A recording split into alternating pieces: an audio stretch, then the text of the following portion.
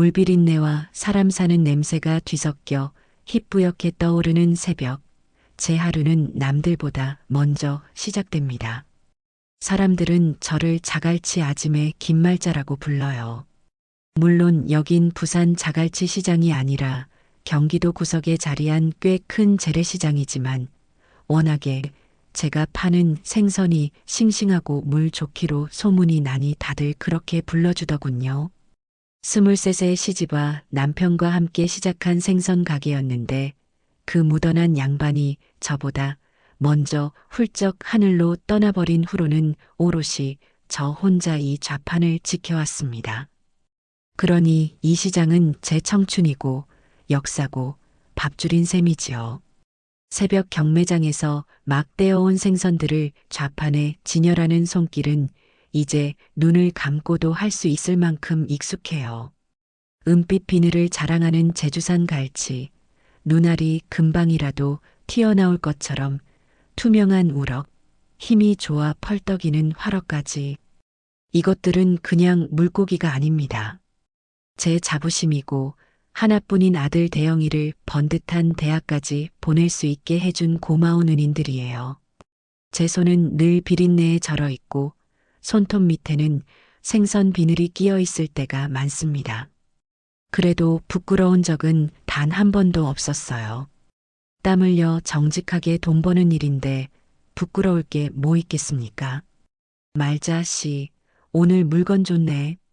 옆 가게에서 채소를 파는 오기 엄마가 툭 던지는 말에 어깨가 으쓱 올라갑니다. 그럼 내가 누군데? 오늘 들어온 갈치는 아주 은가루를 뿌려놨어. 이따 한 손 사가. 저녁에 구워 먹으면 집 나간 며느리도 돌아온다잖아. 아이고 말도 마. 우리 며느리는 생선 굽는 냄새만 나도 질색팔색을 해서 이젠 집에서 생선 구경도 못해. 오기 엄마의 푸념에 저도 모르게 쓴웃음이 나왔습니다. 남의 일이 아니었거든요. 제 며느리 고정미라고. 아들 대영이가 좋다고 노래를 불러서 제 눈에도 나오면 안 아플까 싶었던 그 싹싹한 아가씨 말입니다. 연애할 때는 어찌나 싹싹하고 애교가 많던지 시장에 불쑥 찾아와 제 팔짱을 끼며 어머니, 우리 대영씨 키워주셔서 감사해요 하고 살랑거리던 모습에 홀랑 넘어갔지 뭡니까. 그래서 아들이 결혼한다 했을 때 두 팔 벌려 환영했어요. 이만하면 내 아들 굶기지는 않겠구나. 내게도 살가운 딸 하나 생기는구나 싶었지요. 하지만 결혼하고 나니 사람이 싹 변하더군요. 시장에 찾아오기는커녕 제가 아들 집에 뭐라도 싸들고 갈라치면 어머니 집안에 비린내 배는 거 싫어요라며 대문 앞에서부터 질색을 했습니다. 아들 녀석 편하게 먹으라고 비싼 전복에 문어까지 삶아서 바리바리 싸들고 갔더니 글쎄 그걸 받자마자 베란다 구석에 처박아 두는 걸 제 눈으로 보고야 말았습니다. 그날 이후로 저는 며느리 집에 생선은커녕 김치 한 포기도 들고 가지 않게 되었어요. 아들 대영이는 그 중간에서 안절부절 못했지만 워낙 성정이 묻어나고 착한 놈이라 제 마누라한테 싫은 소리 한마디 못하는 걸 어쩌겠습니까? 그저 제 속만 끓을 뿐이지요. 그날따라 유독 갈치가 좋았습니다. 낚시로 갓 잡아 올린 은갈치인데 어찌나 통통하고 살이 올랐는지 보는 것만으로도 배가 부를 지경이었어요. 이걸 보니 또 며느리 생각이 나는 겁니다. 밉다 하면서도 제 자식 입에 들어가는 건데 좋은 걸 먹이고 싶은 게 어미 마음 아니겠어요. 이런 건 비린내도 덜하니 구워주면 좀 먹으려나. 저는 그중 제일 크고 실한 놈으로 2마리를 따로 빼서 신문지에 돌돌 말아 아이스박스 구석에 넣어두었습니다. 이따 장사 끝나고 아들 녀석 퇴근 시간에 맞춰 아파트 경비실에라도 맡겨둘 셈이었죠. 혼자 김칫국을 마시며 실실 웃고 있으니 오기 엄마가 또 한 소리 합니다. 아이고 말자씨, 또 며느리 줄라고? 그러다 또 상처만 받지 말고 그냥 말자, 씨나 맛있는 거 해먹어. 에이, 그래도 어떡해. 내 새끼 입에 들어가는 건데. 먹고 안 먹는 건 그쪽 사정이고 챙겨주는 건 내 마음이지. 저는 애써 태어난 척하며 좌판의 생선들에게 물을 뿌려주었습니다.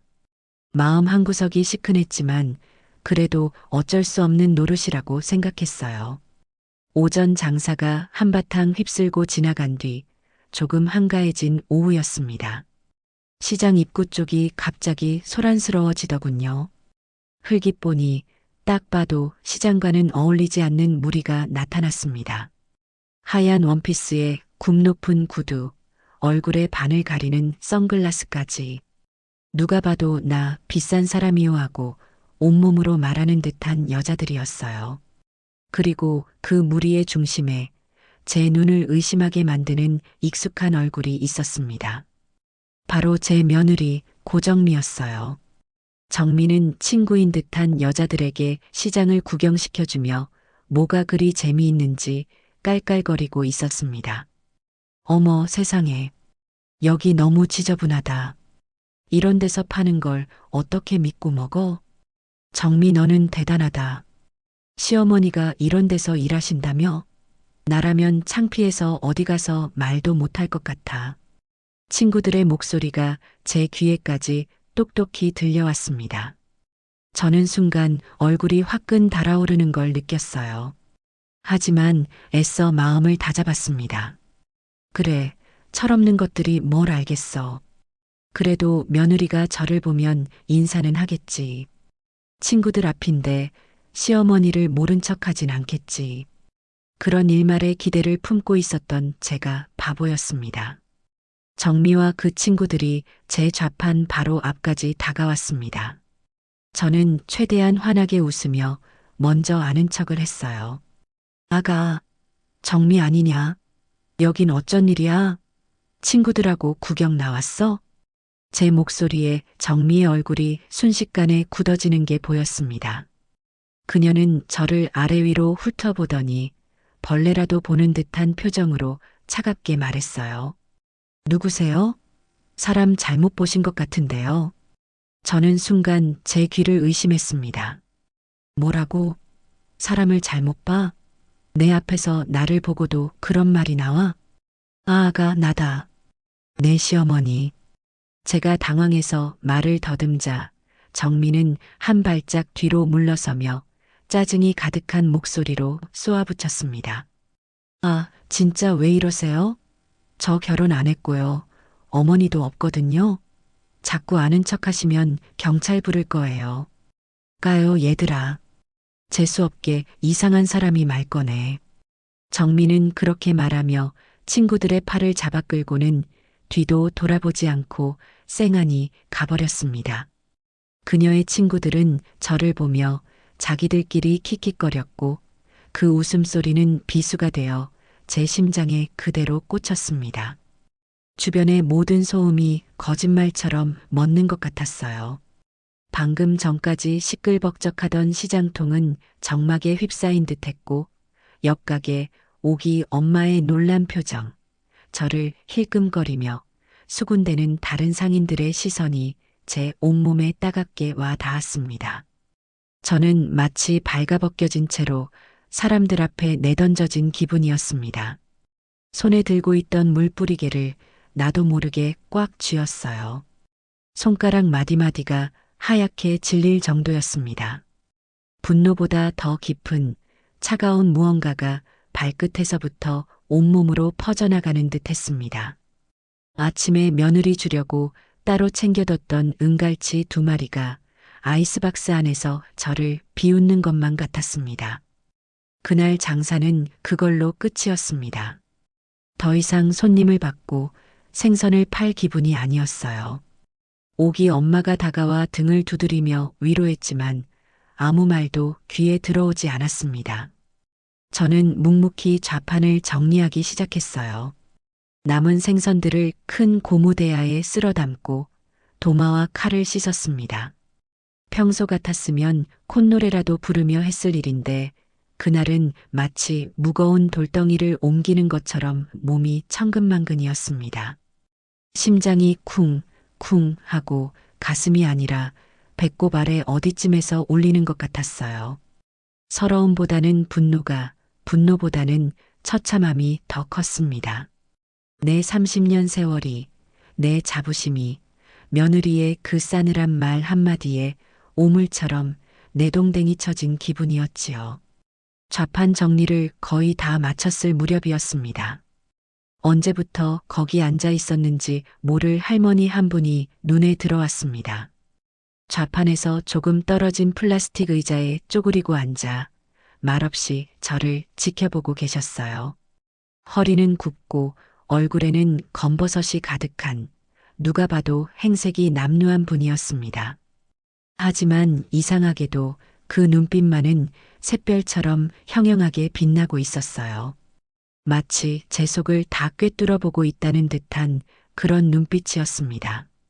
보통 때 같았으면 할머니 여기서 주무시면 입 돌아가요 하고 한마디 건넸을 텐데 그날은 왠지 그럴 수가 없었습니다. 저는 마지막으로 대야에 남은 생선들을 정리하다가 문득 아침에 빼놓았던 그 은갈치 2마리를 꺼내 들었습니다. 이걸 어쩐다? 집에 가져가 봐야 나 혼자 먹지도 않을 거고 그렇다고 버리자니 천벌을 받을 것 같았습니다. 그때 저도 모르게 발걸음이 그 할머니에게로 향하고 있었어요. 할머니, 저녁은 드셨소? 할머니는 대답 대신 저를 빤히 쳐다보기만 했습니다. 이거 오늘 들어온 건데 아주 실한 놈이요. 그냥 버리기는 아까우니 가져가서 구워 잡수쇼. 저는 신문지에 쌓인 갈치를 할머니의 무릎 위에 툭 얹어 주었습니다. 동정심 같은 게 아니었어요. 그냥 이 치욕스러운 갈치를 나 대신 누군가 먹어치워줬으면 하는 심술 같은 거였을지도 모릅니다. 할머니는 무릎 위에 갈치를 한번 내려다보고 다시 제 얼굴을 올려다보았습니다. 그리고는 마른 입술을 열어 아주 뜻밖의 말을 건넸어요. 마음이 말이 아니구먼. 낮고 갈라진 목소리였지만 이상하게도 귀에 똑똑히 박혔습니다. 네, 평생 쌓아온 공든 탑이 말 한마디에 무너지는 심정일 테지.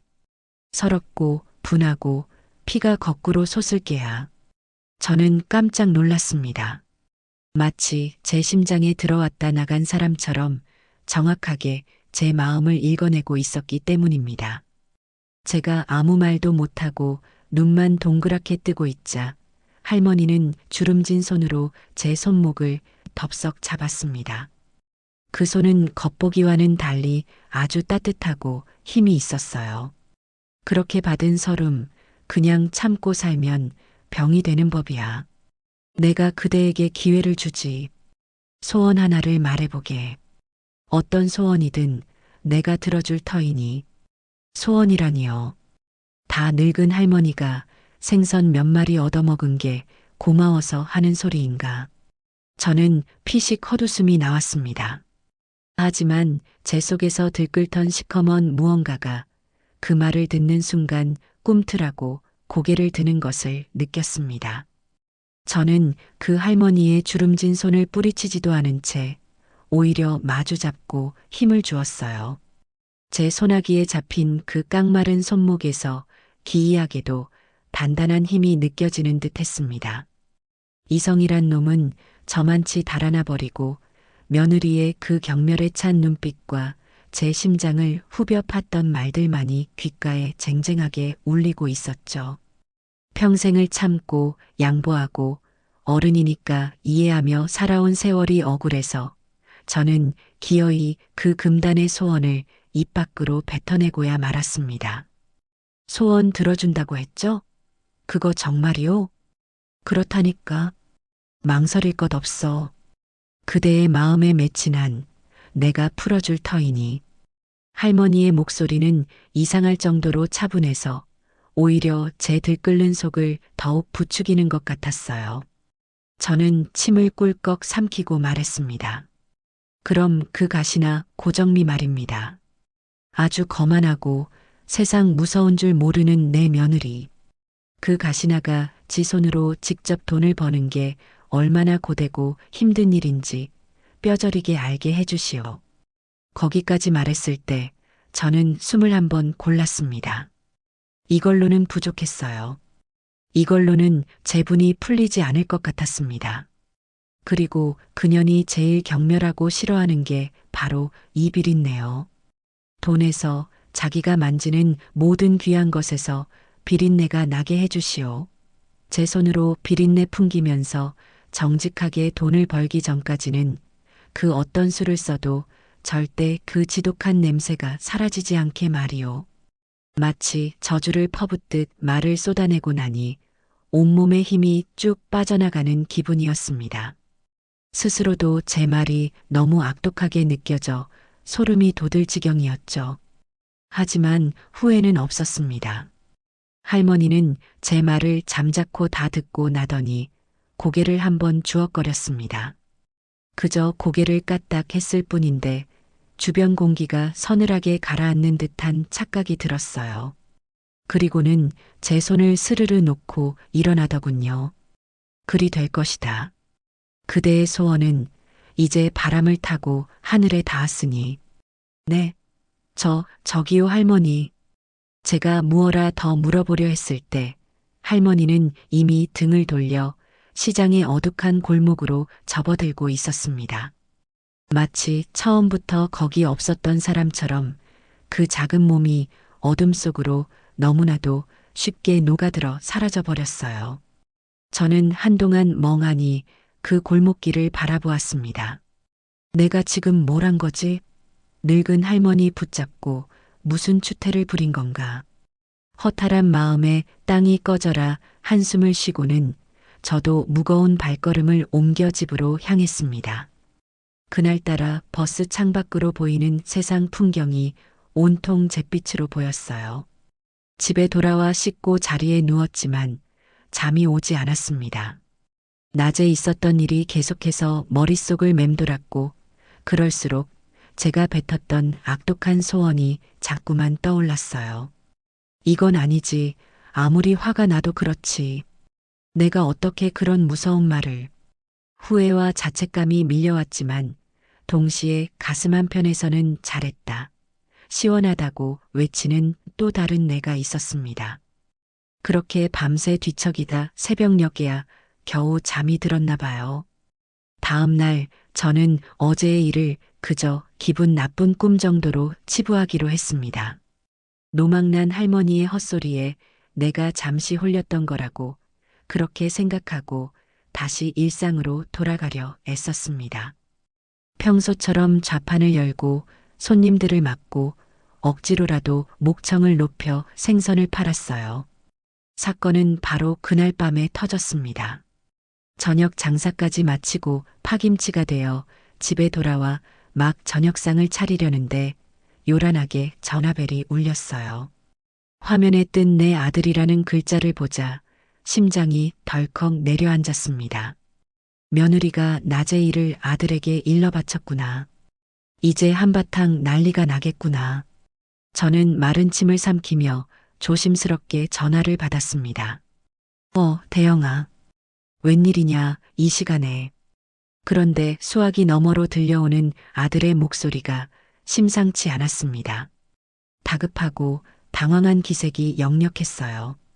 어머니, 혹시 정미한테 뭐 주신 거 있어요? 아니, 아무것도. 왜? 아니, 지금 정미가 난리가 났어요. 자기 가방에서 자꾸 생선 썩는 냄새가 난다고. 아주 기겁을 하고 있어요, 지금. 저는 순간 숨을 멈췄습니다. 설마. 아니겠지. 생선 냄새? 그게 무슨 소리야? 정미가 시장에 왔었어? 저는 능청스럽게 되물었습니다. 제 심장은 미친 듯이 방망이질 치고 있었지만 목소리는 최대한 평온하게 유지하려 애썼어요. 아니요, 그게 아니라 정미가 오늘 백화점 가서 새로 산 가방이 있거든요. 200만 원도 넘는 건데 그걸 열 때마다 어디서 비린내가 확 난다는 거예요. 정미 옆에 가니까 진짜 그런 냄새가 나는 것 같기도 하고. 어머니, 혹시 어제 정미 시장 왔을 때 어머니가 몰래 가방에 뭐 넣으신 거 아니죠? 아들의 말에 저는 어이가 없어서 웃음이 나올 뻔했습니다. 내가 그 비싼 가방에 뭘 넣는다고. 하지만 한편으로는 등골이 서늘해졌어요. 설마 어제 그 할머니의 말이 진짜였단 말인가. 수화기 너머로 며느리의 앙칼진 비명이 들려왔습니다. 당신 어머니잖아. 그 비린내 나는 손으로 내 가방 만진 거 아니야? 아, 미치겠네. 이거 어떡해. 이 가방 이제 못 쓴단 말이야. 아들이 잠시 전화를 막고 정미야, 좀 조용히 해봐. 하고 소리치는 소리가 들렸고 곧이어 다시 제게 말했습니다. 어머니, 죄송해요. 정미가 지금 좀 예민해서. 일단 제가 잘 달래볼게요. 별일 아니겠죠, 뭐. 어디서 냄새가 잠깐 뱄나 보죠. 그래, 별일 아니겠지. 잘 달래줘라. 피곤할 텐데 어서 쉬고. 저는 태연하게 전화를 끊었습니다. 그리고 수화기를 내려놓는 순간 저도 모르게 입꼬리가 귀에 걸릴 듯이 올라가는 것을 막을 수가 없었어요. 고소함, 통쾌함, 그리고 약간의 두려움이 뒤섞인 기묘한 감정이 온몸을 휘감았습니다. 저는 자리에서 일어나 부엌으로 갔습니다. 그리고는 찬물 한 잔을 시원하게 들이켰죠. 속이 뻥 뚫리는 기분이었습니다. 거울 속을 들여다보니 피곤에 절어있던 제 얼굴에 생기가 도는 것 같았어요. 눈빛도 어딘지 모르게 형형하게 빛나는 듯 했고요. 그래, 어디 한번 당해봐라. 고정미. 그 잘난 코가 땅에 닿을 때까지 어디 한번 실컷 당해봐. 저는 나지막이 중얼거리며 아주 오랜만에 단잠을 청할 수 있었습니다. 그날 밤 제 꿈에는 은빛 비늘을 반짝이는 갈치대가 나와 춤을 추고 있었습니다. 며느리의 명품 가방에서 시작된 그 기묘한 비린내는 하루 이틀이면 사라질 일시적인 해프닝이 아니었습니다. 오히려 그 저주와도 같은 냄새는 점점 더 강력하고 집요하게 정미의 일상을 파고들기 시작했어요. 처음에는 가방에서만 나던 냄새가 며칠이 지나자 그녀가 아끼는 실크 블라우스, 이탈리아제 캐시미어 코트, 심지어 화장대 위에 놓인 수십만 원짜리 프랑스 향수병에까지 스며들었습니다. 정미는 거의 미쳐버린 지경이었죠. 아들 대영이를 통해 간간히 전해 듣는 며느리의 소식은 저에게는 한편의 흥미진진한 드라마나 다름없었습니다. 대영이의 말에 따르면 정미는 하루에도 12번씩 샤워를 하고 온 집안을 소독용 에탄올로 닦아댔다고 해요. 값비싼 향초와 디퓨저를 집안 곳곳에 두었지만 그 인공적인 향기는 지독한 생선 비린내와 뒤섞여 오히려 더 역하고 기괴한 냄새를 만들어낼 뿐이었습니다. 정미는 점점 더 예민해지고 신경질적으로 변해갔어요. 밤에는 잠을 설치고 낮에는 환취에 시달리며 코를 킁킁거리는 게 일상이 되었다고 합니다. 급기야는 사람들을 만나는 것조차 꺼리게 되었죠. 어머니, 정미가 아무래도 병원에 한번 가봐야 할 것 같아요. 후각에 문제가 생긴 건지 아니면 정신적으로 너무 스트레스를 받아서 그런 건지 요즘 부쩍 수척해져서 보기 안쓰러울 지경이에요. 아들 녀석은 진심으로 아내를 걱정하며 말했지만 저는 그 말을 들으며 속으로 콧방귀를 뀌었습니다. 병원에 간들 원인을 찾을 수 있겠니? 그건 병이 아니라 엇보인 것을. 저는 그저 걱정스러운 목소리로 그래. 병원에 꼭 한번 데려가 봐라. 몸이 허해져서 그럴 수도 있으니 보약이라도 한 제 지어 먹이고 하고 말해줄 뿐이었어요. 물론 그 보약값을 보탤 생각은 눈곱만큼도 없었지만요. 그러던 어느 날 결정적인 사건이 터지고야 말았습니다. 정미는 그동안 사람 만나는 것을 피하다가 정말 중요한 친구의 청첩장을 받고 어쩔 수 없이 브런치 모임에 나가게 되었습니다. 그날을 위해 정미는 전날부터 만반의 준비를 했다고 해요. 욕조에 향기로운 입욕제를 풀어 몸을 담그고 가장 아끼는 새하얀 원피스를 꺼내 입고 머리부터 발끝까지 명품으로 치장했죠. 혹시라도 냄새가 날까봐 평소보다 2배는 더 진하게 향수를 뿌리고 나섰답니다. 모임 장소는 강남의 아주 비싸고 분위기 좋은 레스토랑이었습니다. 오랜만에 만난 친구들은 처음에는 정미의 수척해진 얼굴을 걱정하며 반갑게 맞아주었죠. 하지만 자리에 앉아 음식이 나오고 대화가 오가기 시작하면서 분위기는 미묘하게 바뀌기 시작했습니다. 정미의 바로 옆에 앉았던 친구가 슬쩍 코를 킁킁거리며 미간을 찌푸렸어요. 예, 정미야. 너 혹시 어제 저녁에 고등어 구이라도 먹었니? 그 한마디에 테이블의 모든 시선이 정미에게로 쏠렸습니다. 정미의 얼굴은 새하얗게 질렸어요. 아, 아니, 무슨 소리야. 내가 생선 같은 걸 왜 먹어. 그런데 어디서 좀 비릿한 냄새가 나는 것 같아서 너한테서 나는 것 같은데. 다른 친구 하나가 거들었습니다. 그 순간 정미의 자존심은 산산조각이 났습니다. 그녀는 벌떡 자리에서 일어나 가방으로 테이블을 내리치며 소리를 질렀어요. 너희들 지금 일부러 나 무시하는 거지? 내가 요즘 힘들다고 아주 만만하게 보는구나. 야, 고정미. 너 왜 그래, 무섭게. 그냥 냄새가 나니까 나는 거지. 우리가 뭘 어쨌다고. 시끄러워. 너희 같은 것들이랑은 더 이상 상종 안 해.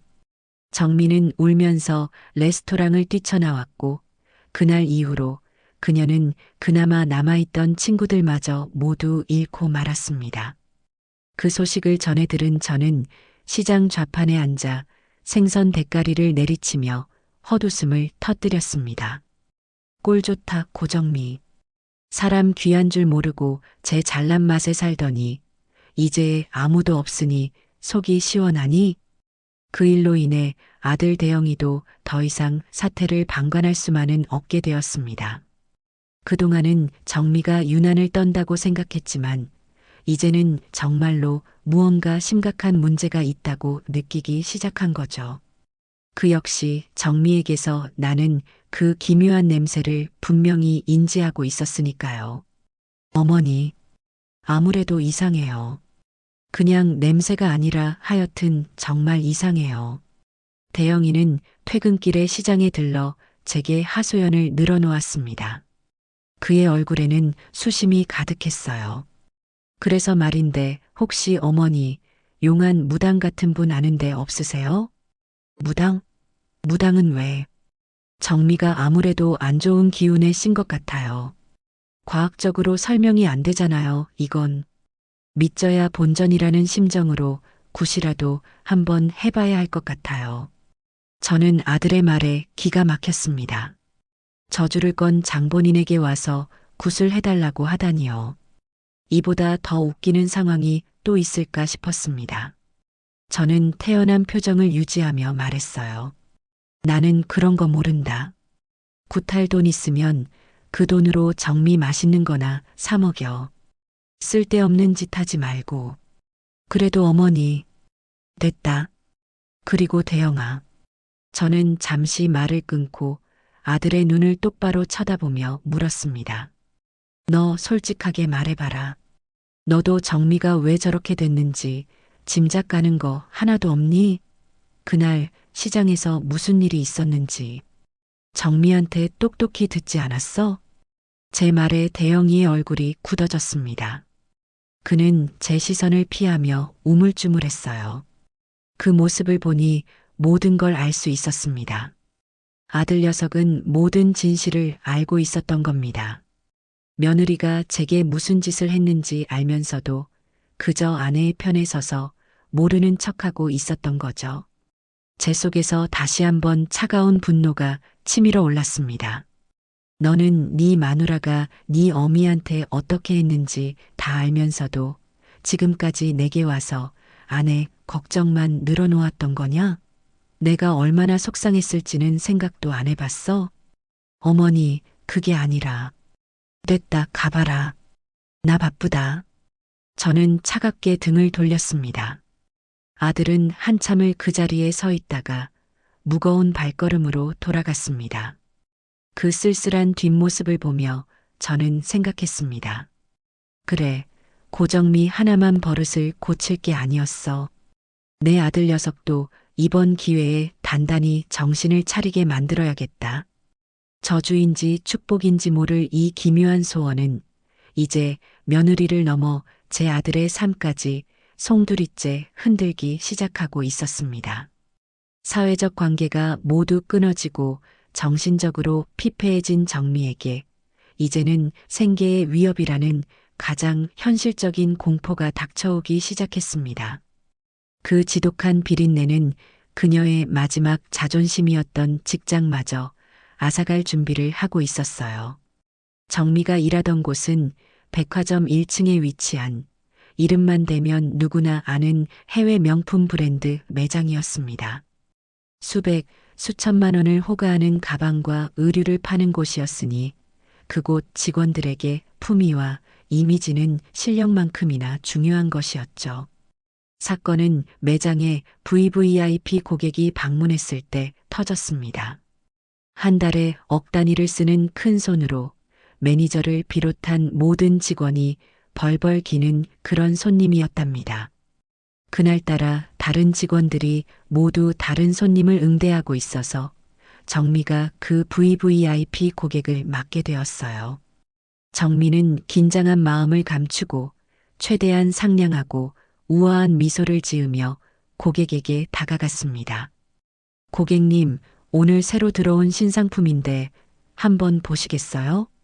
정미가 악어 가죽으로 만든 3천만 원짜리 가방을 들어 보이는 순간이었습니다. 소파에 앉아 도도하게 잡지를 넘기던 VVIP 고객의 미간이 살짝 찌푸려졌습니다.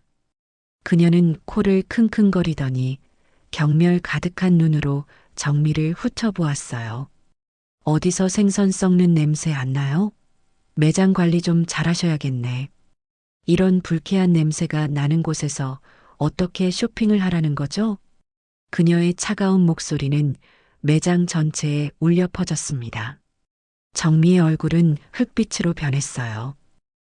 죄송합니다, 고객님. 무슨 냄새 말씀이신지. 무슨 냄새긴. 당신 몸에서 나는 거잖아. 어우, 역겨워. 매니저 불러요, 당장. 결국 그 VVIP 고객은 길길이 날뛰며 매장을 나가버렸고 그날 예정되어 있던 구매는 모두 취소되었습니다. 매니저의 얼굴은 시퍼렇게 질렸고 정미는 그 자리에서 얼어붙은 채 아무 말도 할 수 없었습니다. 그날 오후 정미는 매니저에게 불려가 혹독한 질책을 들어야 했습니다. 고정미 씨, 요즘 당신에 대한 고객 불만이 계속 들어오는 거 알아요? 몸에서 이상한 냄새가 난다. 불결하다. 이런 얘기가 한두 번이 아니었다고. VVIP 고객님까지 저렇게 화나게 만들었으니 이번 사태 책임질 수 있어요? 매니저님, 그건 저도 정말 억울해요. 아무리 씻어도 변명은 듣고 싶지 않아요. 당분간 창고 정리나 맡아요. 고객 앞에 나설 생각 말고. 결국 정미는 매장의 얼굴에서 아무도 보지 않는 창고지기로 밀려나고 말았습니다. 화려한 조명 아래에서 우아하게 상품을 설명하던 그녀의 자리는 먼지 쌓인 박스들로 가득한 어두운 창고로 바뀌었습니다. 이는 그녀에게 해고나 다름없는 치욕이었습니다. 하지만 그걸로 끝이 아니었어요. 며칠 뒤 정미는 결국 해고 통보를 받았습니다. 브랜드 이미지 실추, 동료와의 불화, 그리고 결정적으로 VVIP 고객 사건이 빌미가 되었죠. 평생 자신의 아름다움과 우아함을 무기 삼아 살아왔던 정미에게 냄새 때문에 해고당했다는 사실은 감당할 수 없는 모욕이었습니다. 그 소식을 아들 대영이에게 전해 들었을 때 저는 묵묵히 고등어의 배를 가르고 있었습니다. 시퍼런 등짝의 고등어가 꼭 제 며느리의 처지 같다는 생각이 들더군요. 직장을 잃고 수입이 끊겼지만 정미의 씀씀이는 하루아침에 바뀌지 않았습니다. 매달 갚아야 하는 할부금, 관리비, 생활비는 어김없이 청구되었어요. 대영이의 월급만으로는 그 모든 것을 감당하기에 벅찼습니다. 결국 모아두었던 적금을 깨고 보험을 해약하는 지경에 이르렀죠. 그 와중에도 정민은 현실을 받아들이지 못하고 대영이에게 당신이 돈을 더 벌어오면 되잖아. 능력이 없으니까 나까지 이 고생을 하는 거야. 라며 바가지를 긁어댔다고 합니다. 정민은 자신의 힘으로 다시 일어서 보겠다며 구직 활동을 시작했습니다. 하지만 결과는 처참했어요. 서류 전형은 번번이 통과했지만 문제는 항상 면접이었습니다. 잘 차려입고 아무리 완벽하게 준비를 해가도 면접관들은 그녀와 마주 앉는 순간 미간을 셔추렸습니다. 밀폐된 면접실 안에서 그녀에게서 풍기는 기묘한 비린내는 더욱 도드라졌기 때문이죠. 고정미 씨, 혹시 건강에 무슨 문제라도 있으신가요? 한 면접관은 대놓고 물었고 또 다른 면접관은 저희는 고객을 직접 응대하는 서비스직이라 향수라도 좀 쓰시는 게 좋겠네요 라며 애둘러 거절의 뜻을 비췄습니다. 수십 번의 면접에서 낙방을 거듭하자 정민은 완전히 자신감을 잃고 집안에 틀어박히고 말았습니다. 그녀는 더 이상 사람을 만나지도 외출을 하지도 않는 완벽한 은둔형 외톨이가 되어버렸어요. 그 즈음 저는 아들 대영이에게서 다급한 전화를 받았습니다.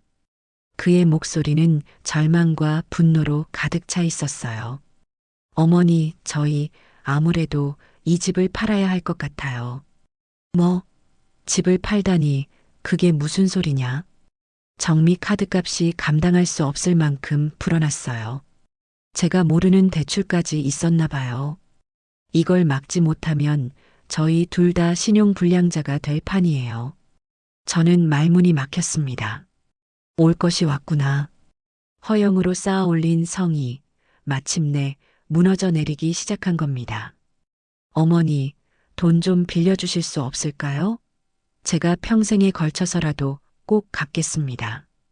아들의 목소리는 거의 울먹이고 있었습니다. 제 하나뿐인 아들이 제게 돈 얘기를 꺼내며 저렇게까지 비참하게 구는 것은 난생 처음 있는 일이었습니다.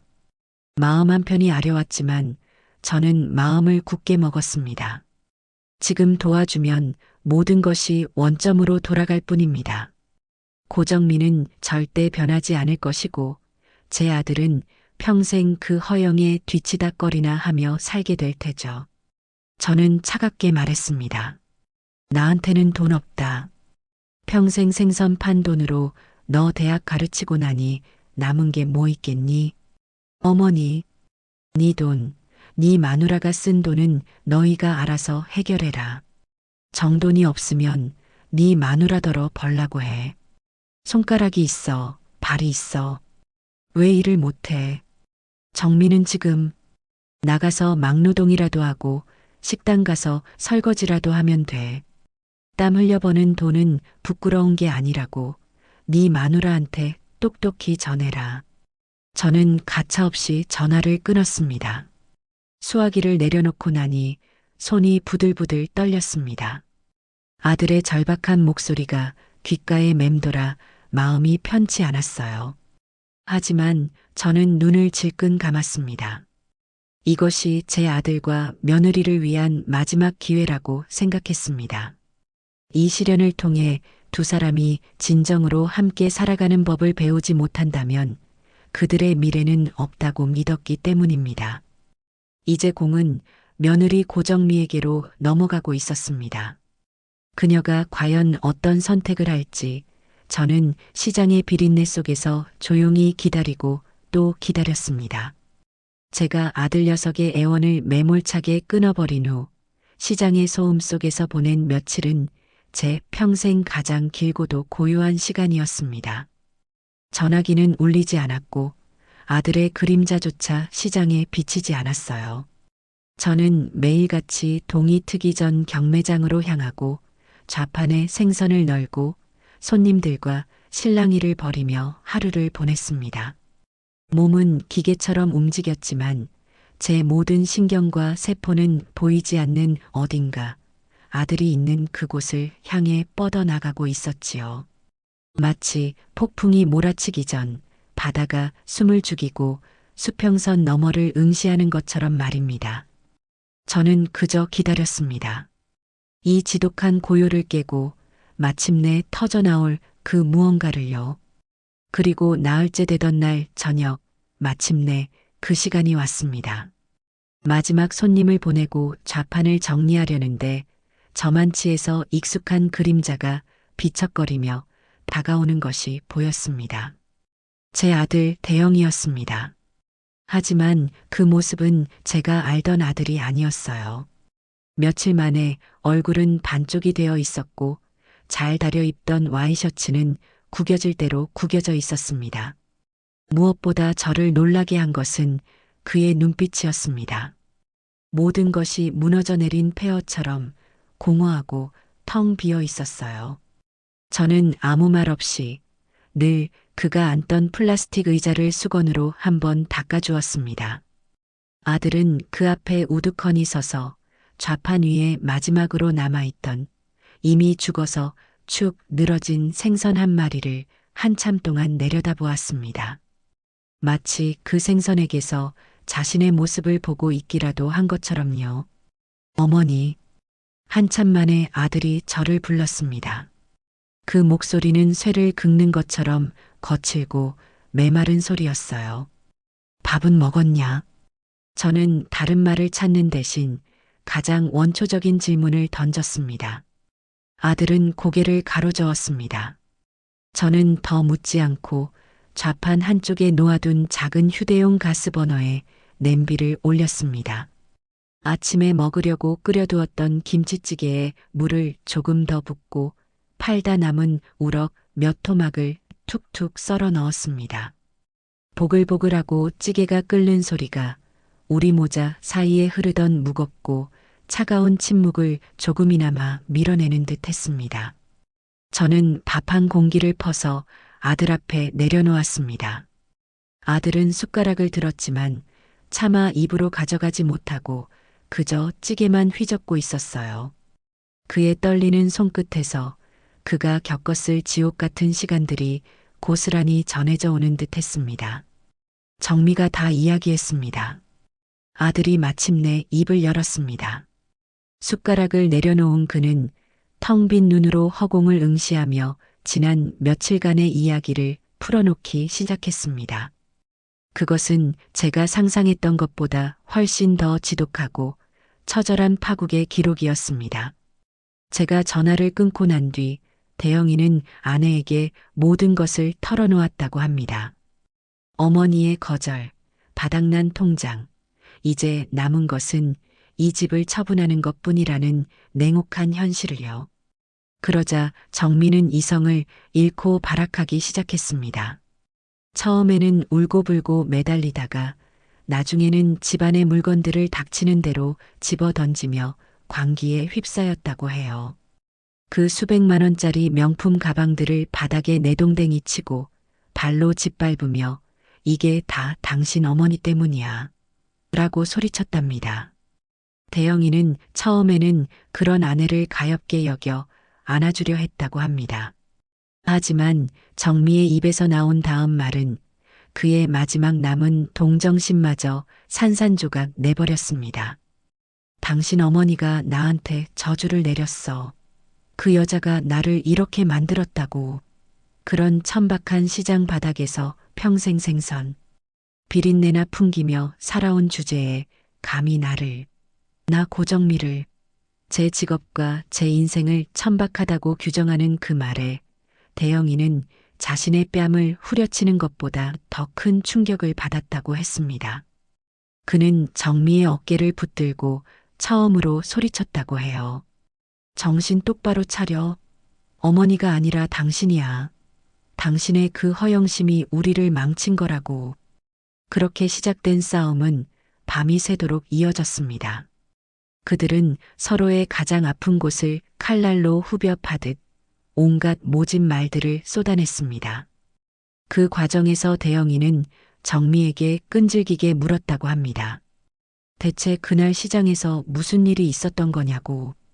당신이 우리 어머니에게 대체 무슨 짓을 한 거냐고.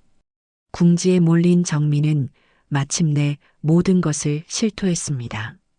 하지만 그 고백은 반성이 아니었어요. 철저한 자기 변명과 피해자 코스프레, 그리고 저에 대한 지독한 원망으로 가득 차 있었습니다. 그래, 내가 그랬어. 내가 모르는 사람이라고 했어. 그런데 그게 내 잘못이야? 당신 어머니가 먼저 나를 무시했잖아. 내 친구들 앞에서 그 더러운 생선 비린내 풍기면서 일부러 아는 척 하는데, 그럼 내가 어머니 오셨어요? 하고 반겨야 해?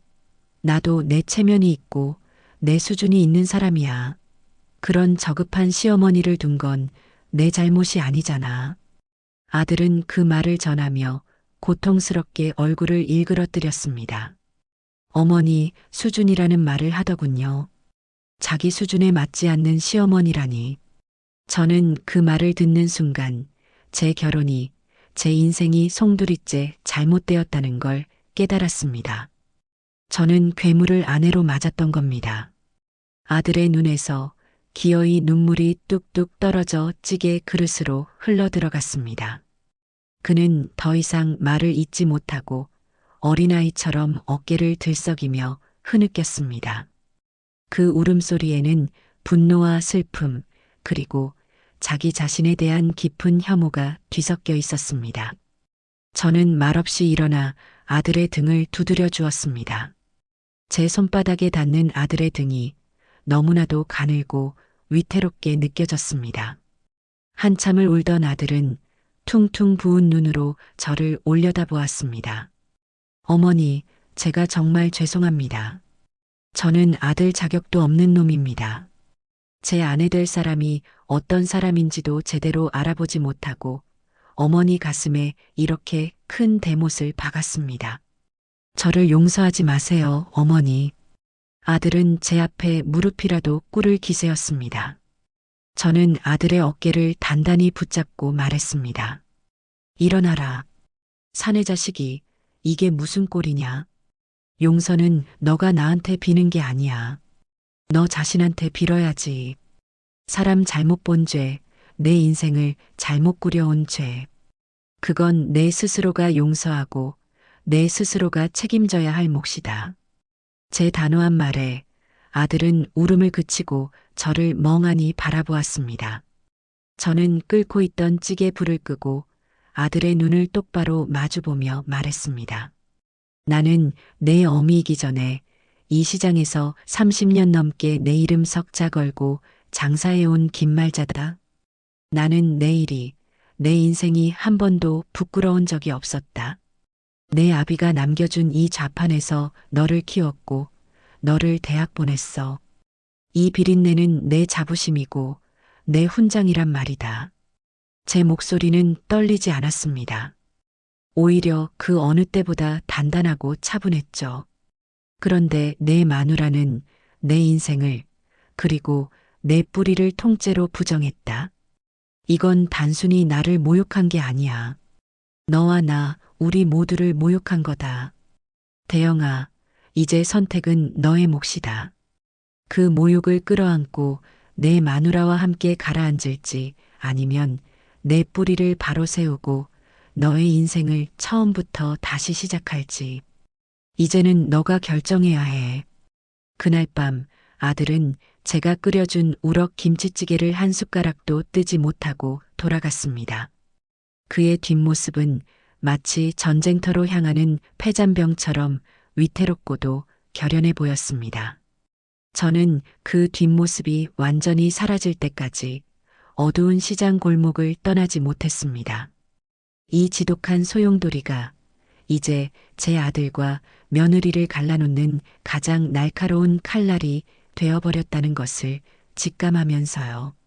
아들이 눈물로 자신의 어리석음을 고백하고 돌아간 후 그들 부부의 삶은 예측했던 대로 붕괴의 가속도를 내기 시작했습니다.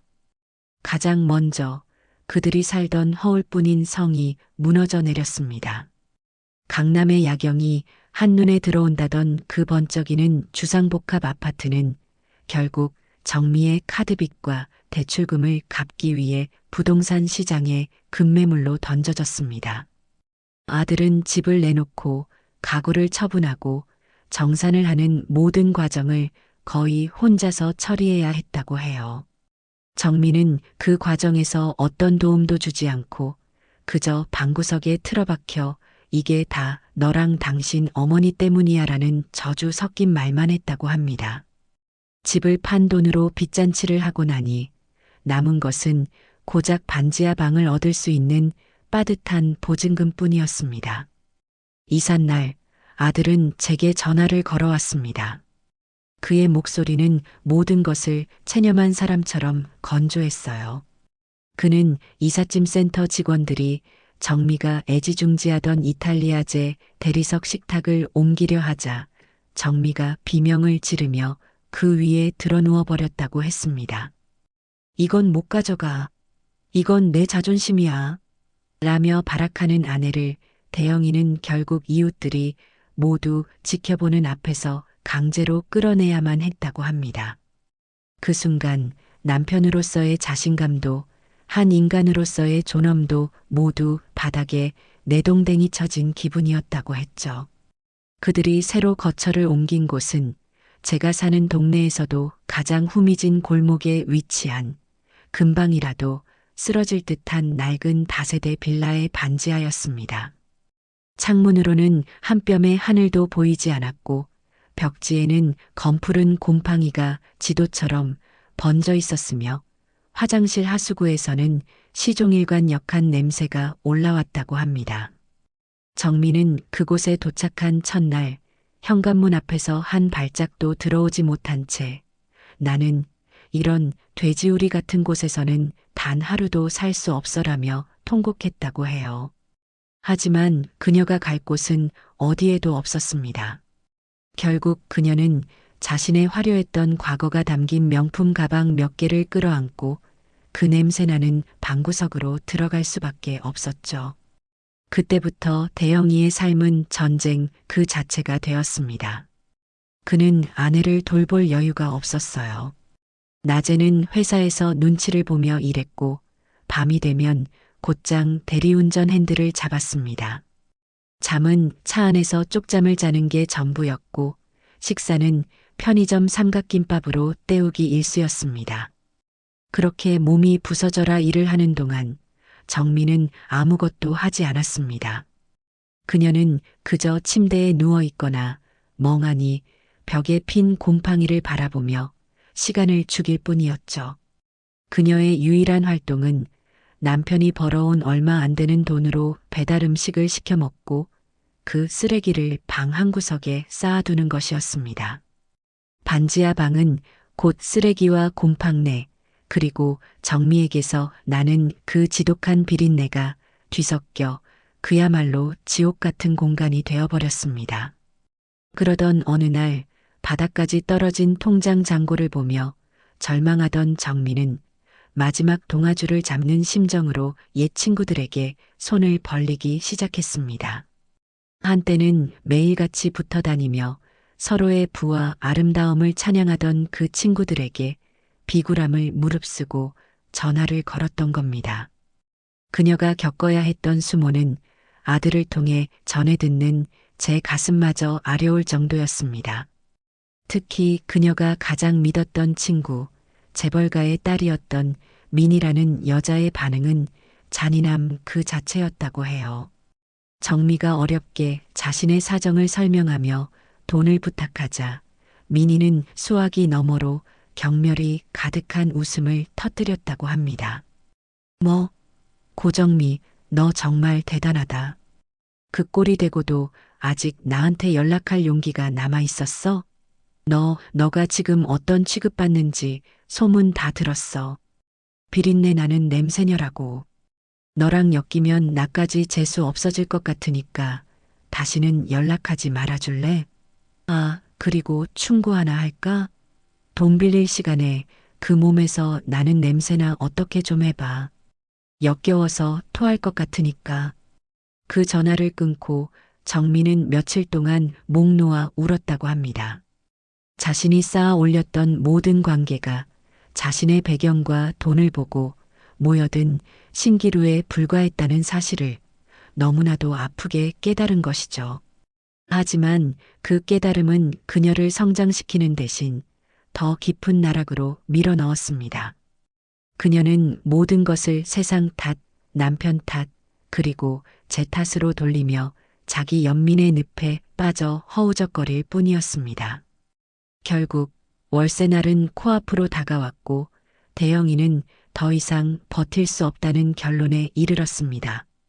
그날 밤 대리운전을 마치고 새벽녘에 돌아온 그는 쓰레기 더미 속에서 멍하니 앉아있는 정미에게 다가갔습니다.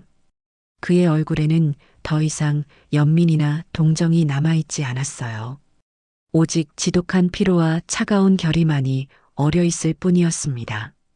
그는 정미의 앞에 그동안 자신이 대리운전을 하며 꼬깃꼬깃 모아온 현금 다발과 월세 고지서, 가리고 각종 공과금 독촉장을 던져놓았습니다. 마, 이게 당신과 내가 마주한 현실이야. 내가 밤새도록 운전해서 벌어온 돈이 이거고 우리가 당장 갚아야 할 빚이 이거야. 이 돈으로는 월세도 낼 수 없어. 이제 어떻게 할 거지? 정민은 바닥에 널브러진 돈과 종이들을 한번 쳐다보고는 다시 고개를 돌려버렸습니다. 몰라, 난 몰라. 그 무책임한 한마디에 대영이의 마지막 이성의 끈이 툭 하고 끊어져 버렸습니다. 언제까지 모른다고 할 건데? 당신이 싸질러 놓은 똥, 언제까지 내가 다 치워야 하는 거냐고. 당신도 이제 인간이라면, 아니, 최소한의 양심이라도 남아있다면 뭐라도 해야 할 거 아니야. 내가 뭘 할 수 있는데. 이 냄새 때문에 아무도 날 써주지 않는단 말이야. 정미가 처음으로 남편에게 소리를 지르며 대들었습니다. 그 순간 대영이는 싸늘하게 웃으며 정미의 심장을 관통하는 마지막 비수를 꺼내 들었습니다. 왜 없어? 당신을 써줄 곳이 딱 한 군데 있잖아. 정미의 눈이 불안하게 흔들렸습니다. 대영이는 아내의 턱을 잡아 자신을 똑바로 보게 만들며 한자 한자 잔인하게 말했습니다. 우리 어머니를 찾아가. 가서 빌어. 당신이 했던 모든 짓을 사죄하고 무릎 꿇고 빌라고. 그리고 일을 달라고 해. 그 좌판에 앉아서 당신이 그토록 경멸하던 생선이라도 팔아. 당신 손으로 그 비린내 나는 돈이라도 벌어오란 말이야. 그게 당신이 지금 할 수 있는 유일한 속죄고 유일한 살 길이야. 싫어. 죽어도 싫어. 내가 거길 어떻게 가. 차라리 날 죽여. 이 악마 같은 놈아. 정민은 남편의 품에서 벗어나려고 발버둥 쳤지만 대영이는 그녀를 더욱 강하게 붙들었습니다. 그의 눈에서는 불꽃이 튀는 듯 했습니다. 죽는 게 그렇게 쉬운 줄 알아? 좋아. 그럼 선택해. 여기서 이 냄새나는 쓰레기 더미 속에서 쥐도 새도 모르게 굶어 죽든가 아니면 당장 내일 아침 동트기 전에 시장으로 가서 내 어머니 앞에 무릎을 꿇든가. 선택은 당신 몫이야. 그 말을 남기고 대영이는 집을 나가버렸습니다. 홀로 남겨진 정민은 낡은 빌라가 떠나갈 듯 절규했습니다. 그 울음소리는 화려했던 한 여자의 인생이 마침내 종언을 고하는 장송곡처럼 어둡고 축축한 반지하 방을 가득 채웠습니다. 이제 그녀에게 남은 선택지는 단 하나뿐이었습니다. 며느리의 절규가 반지하 방을 채우고 아들이 집을 나선 그 며칠 동안 저는 시장 좌판 위에서 마치 사냥을 앞둔 맹수처럼 숨을 죽이고 있었습니다. 모든 감각이 팽팽하게 당겨진 활시위 같았죠. 아침 경매장에서 떼어온 생선들의 눈알이 그 어느 때보다 투명하게 느껴졌고 손님들의 흥정 소리는 까마득히 멀게만 들렸습니다. 제 모든 신경은 단 한 곳, 저 어두컴컴한 시장 입구를 향해 있었습니다. 과연 올 것인가? 제 발로 이 지옥 같은 비린내가 진동하는 곳으로 걸어 들어올 것인가? 저는 올 것이라고 믿으면서도 한편으로는 그녀의 지독한 자존심이 끝내 그녀의 발목을 붙잡을지도 모른다고 생각했습니다. 그리고 사흘째 되던 날 마침내 그녀가 모습을 드러냈습니다. 점심 장사가 끝나고 시장이 잠시 한숨을 돌리는 나른한 오후였습니다. 저는 무심코 시장 입구 쪽을 바라보다가 그 자리에 얼어붙은 듯 서 있는 한 여자를 발견했습니다. 제 며느리 고정미였습니다. 그녀는 차마 시장 안으로 들어오지 못하고 마치 결계라도 쳐진 것처럼 입구에서 서성이고 있었어요. 며칠 사이에 그녀는 완전히 다른 사람이 되어 있었습니다. 한때는 백화점 쇼윈도의 마네킹처럼 완벽했던 그녀는 이제 길거리의 불황자나 다름없는 모습이었습니다. 맞는 사이즈를 찾지 못해 억지로 껴입은 듯한 낡은 트레이닝복, 기름지고 푸석한 머리카락, 가리고 삶의 모든 의지를 잃어버린 텅 빈 눈동자. 하지만 그 폐허 같은 얼굴 속에서도 저를 향한 원망과 도끼만은 여전히 시퍼렇게 살아 꿈틀거리고 있었습니다. 시장의 다른 상인들도 그녀를 알아본 모양입니다. 어머, 저 여자 저번에 말잔에 와서 행패 부리던 그 여자 아니야? 세상에, 꼴이 왜 저래? 쫄딱 망했나 보네. 그들의 수군거림이 제 귀에도 들려왔지만 저는 못 들은 척했습니다. 대신 좌판 위에서 가장 크고 힘 좋은 화로 한 마리를 골라 도마 위에 올렸습니다. 그리고는 나무 방망이로 머리를 퍽 하고 내리쳤죠. 펄떡이던 물고기가 한순간에 잠잠해지는 것을 정민은 저 멀리서 모두 지켜보고 있었습니다. 마치 자신의 미래를 보는 것처럼 그녀의 어깨가 미세하게 움츠러드는 것이 보였습니다.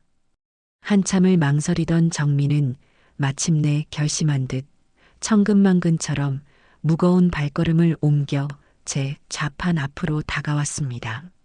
한 걸음 한 걸음 내디딜 때마다 그녀의 자존심이 바닥에 떨어져 부서지는 소리가 들리는 듯 했습니다. 마침내 제 앞에 선 그녀는 차마 제 얼굴을 쳐다보지도 못하고 고개를 푹 숙인 채 입술만 달싹였습니다. 저는 그녀에게 시선도 주지 않고 방금 기절시킨 화로의 배를 날카로운 칼로 단숨에 갈랐습니다. 붉은 내장이 쏟아져 나오며 비릿한 피 냄새가 확 풍겼습니다. 정미의 얼굴이 하얗게 질리는 것이 느껴졌어요. 볼 일 없으면 어서 가. 너가 서 있으니 생선이 다 죽잖니. 재수없게. 제 가시 돋친 말에 정미의 어깨가 더욱 움츠러들었습니다. 그녀는 거의 기어들어가는 목소리로 간신히 말을 뱉어냈습니다. 일을 시켜주세요. 저는 하던 일을 멈추지 않은 채 되물었습니다. 뭐라고? 잘 안 들리는데. 일일이라도 하게 해달라고요. 정미의 목소리가 조금 커졌습니다.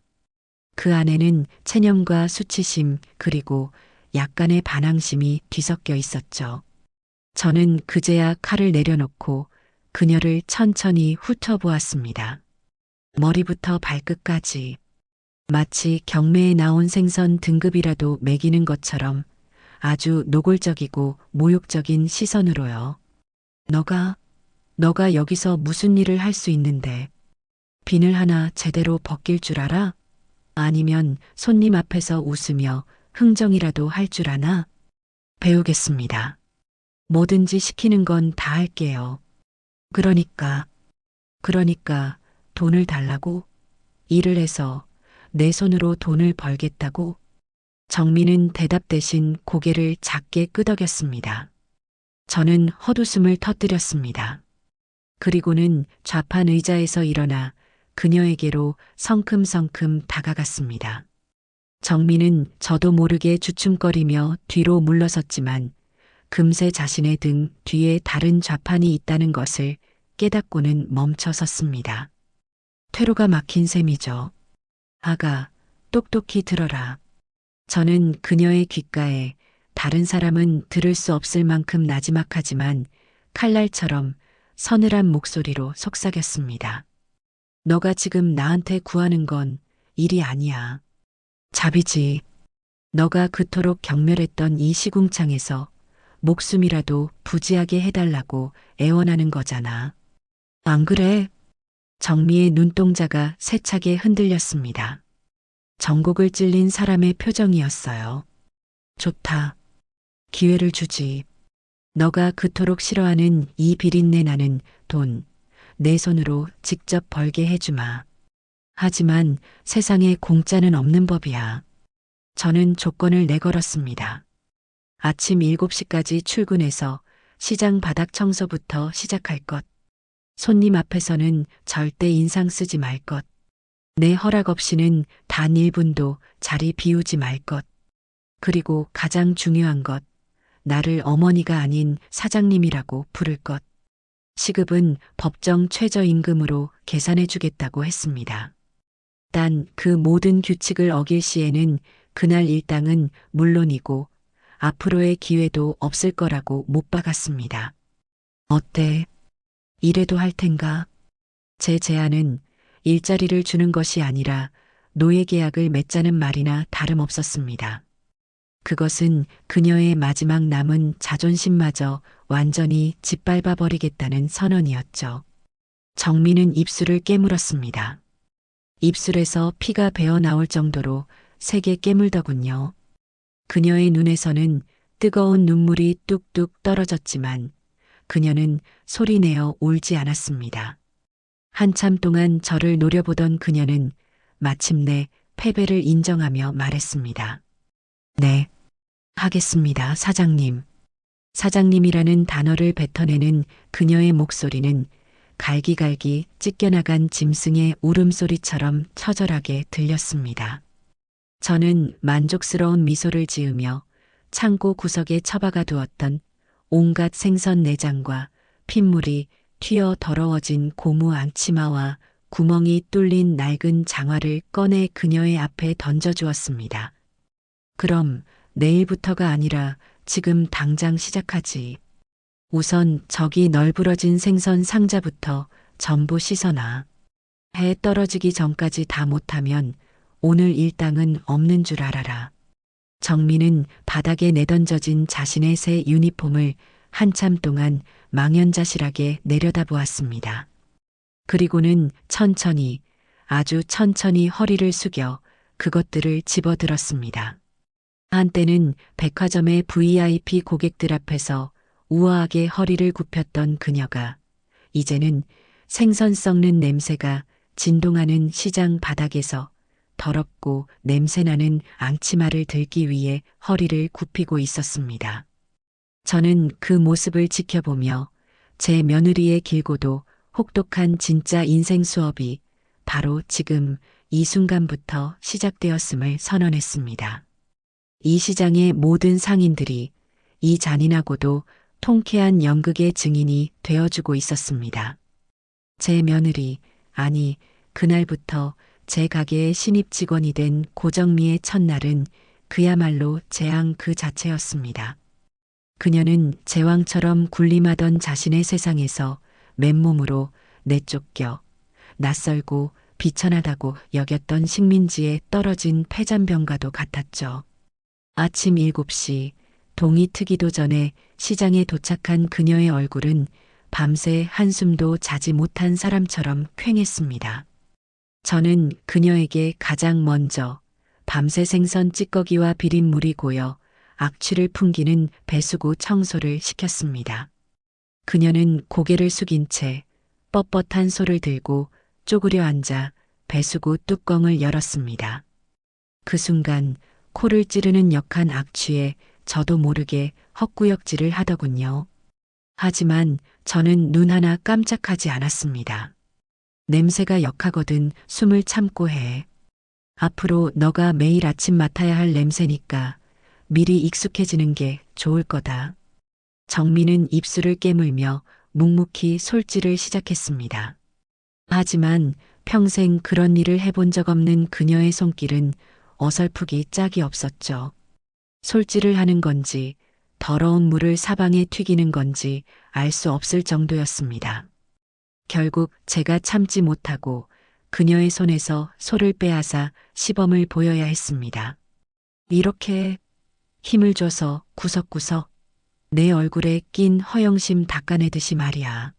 제 모진 말에 그녀의 어깨가 움츠러드는 것이 보였지만 그녀는 아무런 대꾸도 하지 않았습니다. 그저 제가 하는 양을 묵묵히 지켜볼 뿐이었죠. 배수구 청소가 끝나자 저는 그녀에게 산더미처럼 쌓인 빈 생선 상자를 씻으라고 지시했습니다. 차가운 수돗물에 손을 담근 그녀는 비늘과 내장 찌꺼기가 엉겨붙은 상자를 만지지도 못하고 한참을 망설였습니다. 그 모습을 지켜보던 옆가게 오기 엄마가 혀를 차며 말하더군요. 아이고 말자씨. 제가 저런 걸 할 수나 있겠어? 그러다 병나지. 저는 오기 엄마를 쳐다보며 딱 잘라 말했습니다. 병이 나도 여기서 나야지. 그래야 약값이라도 제 손으로 벌어갈 거 아니야. 제 말은 정미더러 들으라는 소리였습니다. 그녀는 결국 눈을 질끈 감고 미끈거리는 생선 상자 안으로 손을 집어넣었습니다. 그날 하루 그녀는 청소와 허드렛 일만으로도 녹초가 되었습니다. 오후가 되어 손님들이 몰려들기 시작하자 저는 그녀를 좌판 앞에 세웠습니다. 손님이 뭘 찾는지 똑똑히 듣고 내가 저울에 다는 생선 값을 정확하게 말해드려. 어물쩍거리거나 인상 쓰면 죽을 줄 알아. 정민은 마스크로 얼굴을 반쯤 가린 채 고개를 푹 숙이고 좌판 앞에 섰습니다. 마침 한 아주머니가 다가와 물었습니다. 세댁, 이 갈치 한 손에 얼마야? 정민은 당황해서 저를 쳐다보았습니다.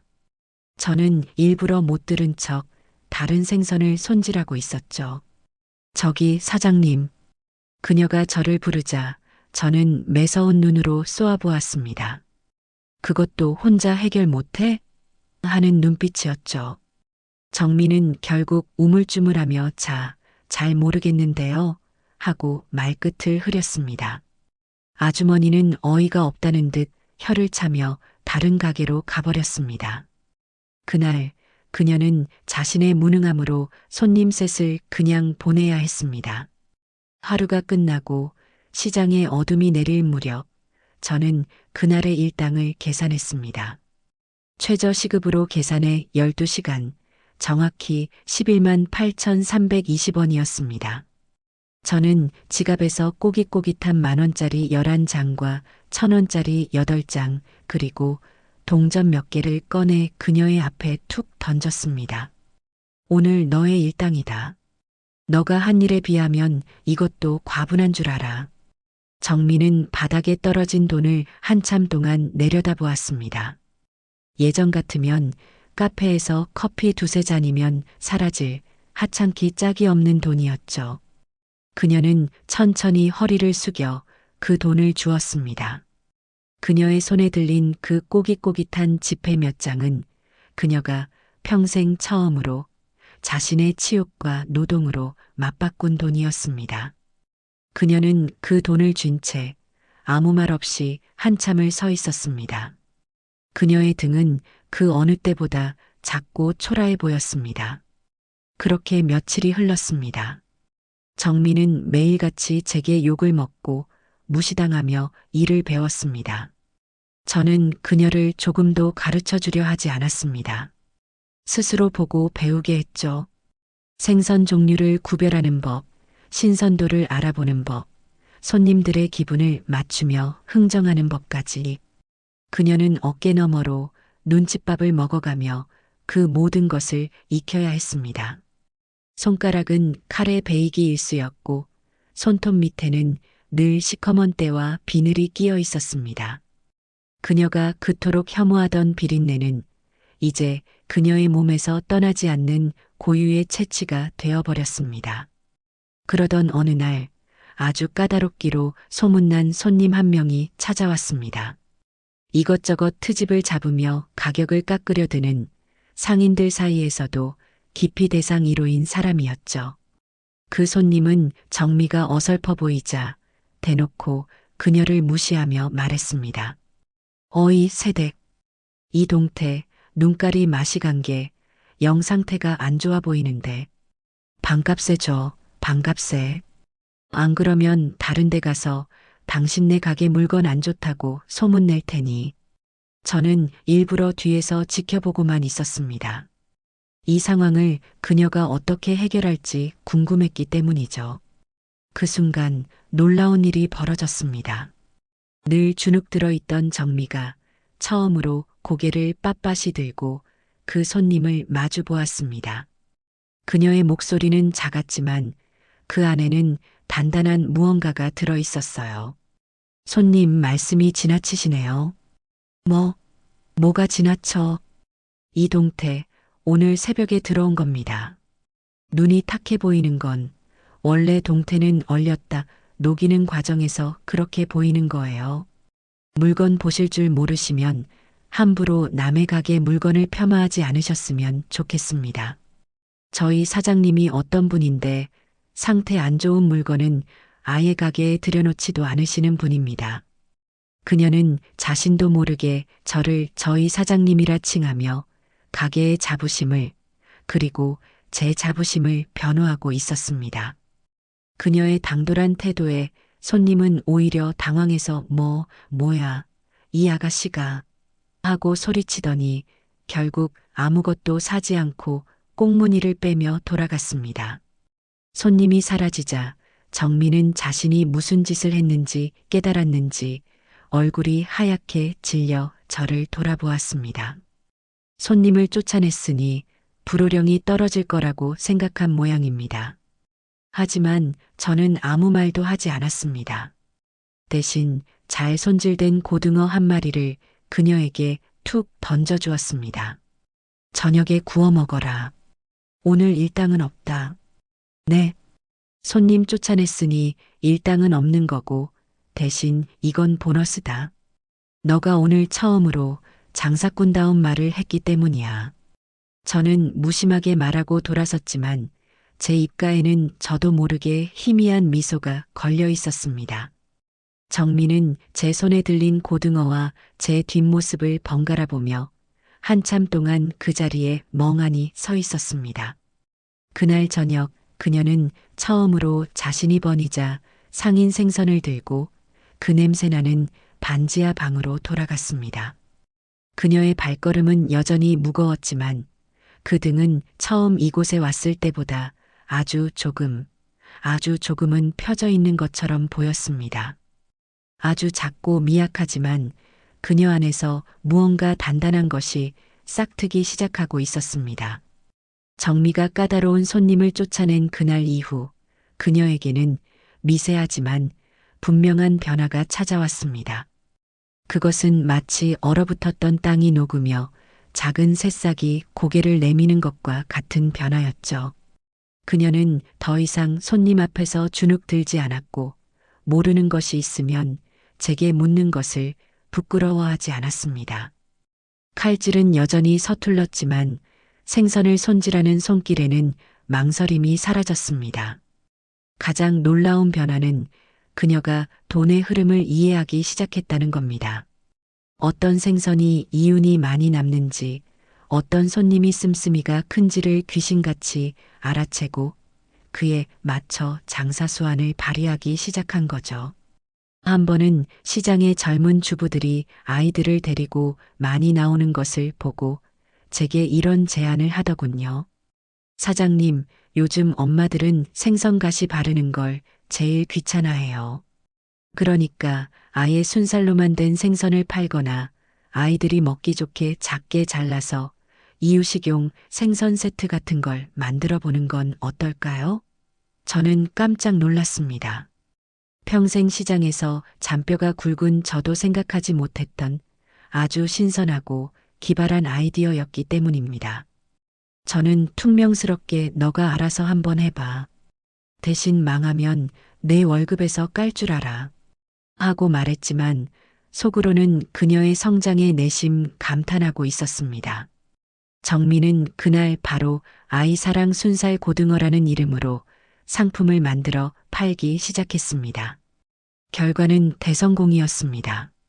젊은 엄마들 사이에서 입소문이 나면서 저희 가게는 시장의 명물이 되었죠. 정민은 이제 더 이상 구석에서 찌꺼기나 치우던 직원이 아니었습니다.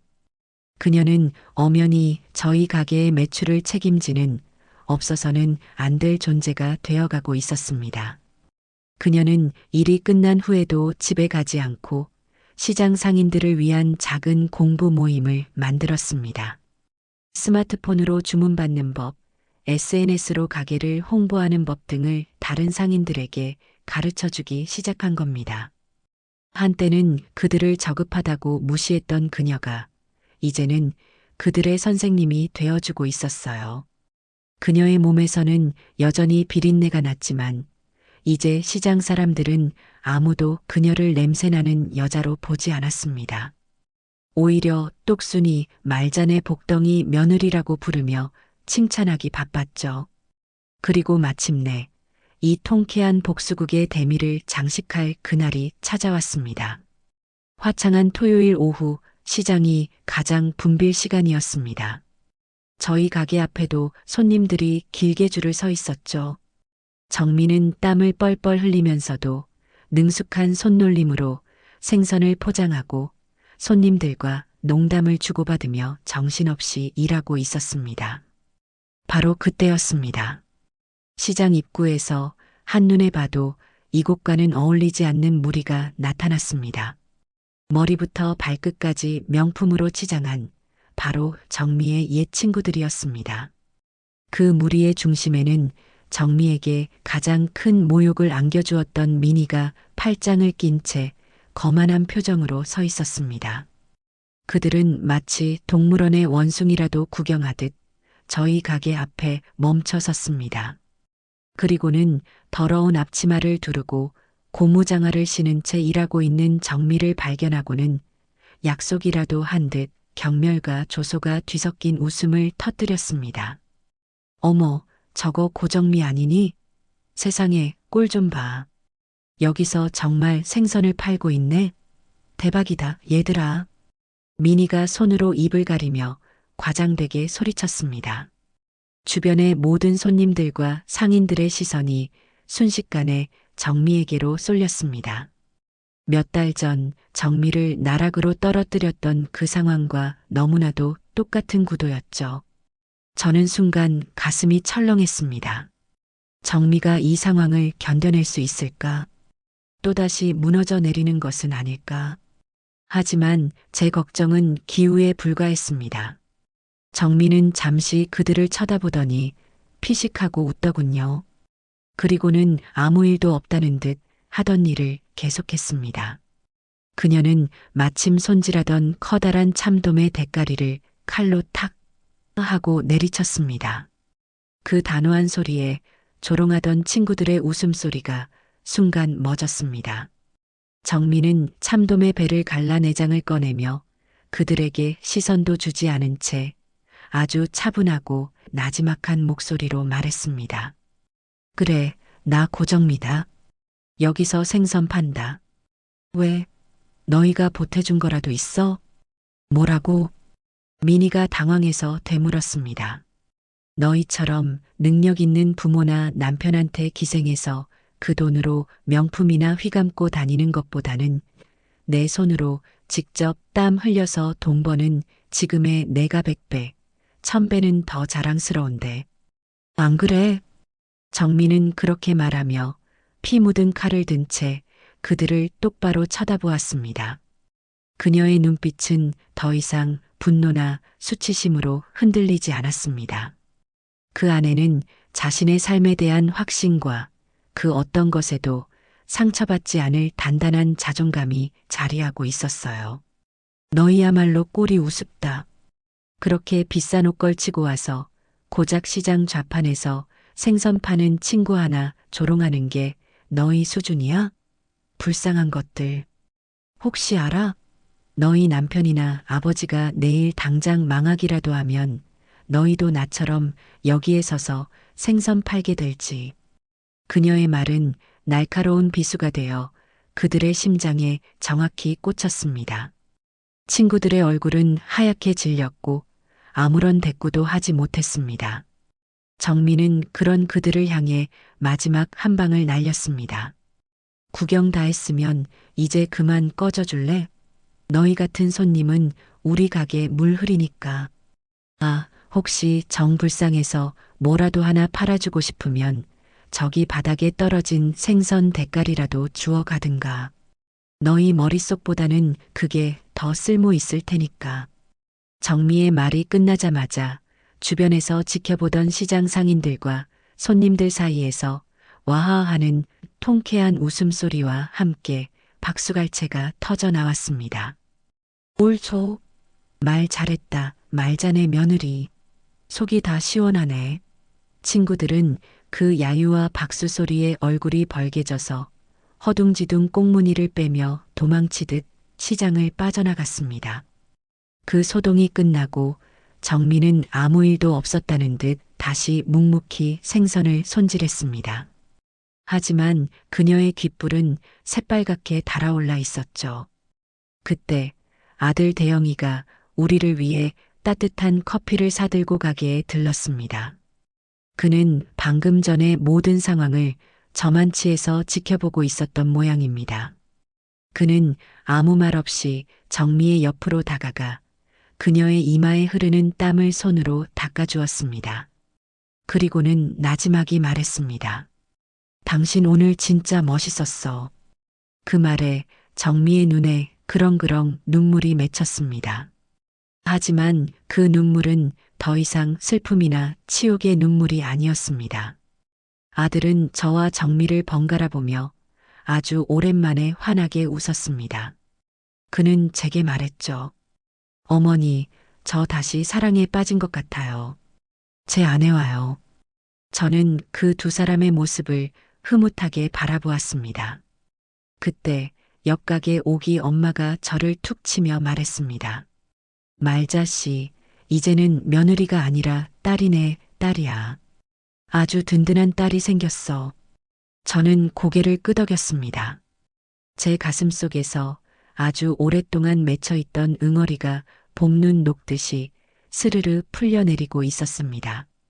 정미가 시장 한복판에서 자신의 과거와 완벽하게 결별을 선언한 그날 이후 그녀는 정말로 시장의 일부가 되었습니다.